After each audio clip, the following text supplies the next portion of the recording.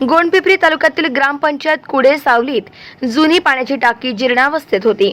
ग्रामस्थांच्या मागणीनुसार माजी जिल्हा परिषद सदस्य सौ वैष्णवीताई अमर बोडलावार यांच्या पाठपुरावाने जल जीवन मिशन योजनेअंतर्गत जिल्हा परिषद पाणी पुरवठ्याच्या माध्यमातून 96 लाख रुपयाचे नवीन जलकुंभाचे उद्घाटन झाले आणि 15 वित्तमधून ग्रामपंचायत मार्फत जिल्हा परिषद शाळा आणि अंगणवाडीतील बालकांना शुद्ध पाणी मिळावे म्हणून 1,75,000 रुपयाचे आरो उपलब्ध करून देण्यात आले।